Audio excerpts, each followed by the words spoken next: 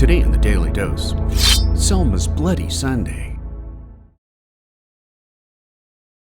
After the passage of the Civil Rights Act of 1964, nearly a century after the abolition of slavery in America, civil rights activists focused their attention on Dallas County, Alabama, where more than half the population was black, yet less than 2% of black residents were registered to vote.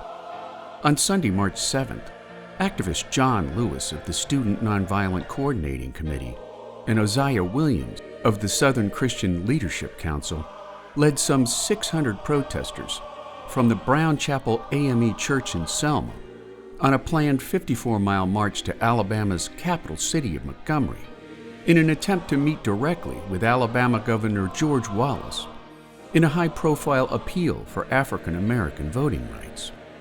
Walking through Selma unimpeded, when the protesters reached the Edmund Pettus Bridge, named after a Confederate general and reputed Grand Dragon of the Alabama Ku Klux Klan, the marchers were stopped by a wall of state police, wearing riot gear and gas masks, as they slapped their billy clubs against their hands in open anticipation, while spectators waved Confederate flags, with an equal sense of impending violence. It would be detrimental to your safety to continue this march, Major John Cloud called out through a bullhorn. This is an unlawful assembly.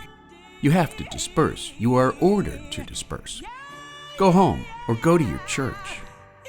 Instead, when the marchers failed to turn around, the troopers advanced like a phalanx of hate, brutally assaulting the protesters with clubs, bullwhips, and rubber tubing wrapped in barbed wire, all in front of news cameras who captured the violence amid an uproar of cheers from reveling white bystanders. Although ultimately forced back, in the spirit of nonviolent protest advocated by Martin Luther King Jr. and Mahatma Gandhi before him, the marchers refused to fight back.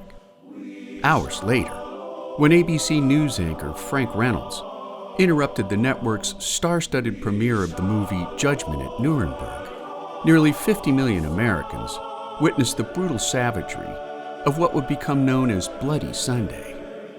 Outrage swept the slowly awakening nation, leading to sit-ins and demonstrations of white solidarity, making Selma's Bloody Sunday a turning point moment in a nation's slow embrace of equal rights. And there you have it, Selma's Bloody Sunday, today on the Daily Dose. Get your nerd on with the Daily Dose.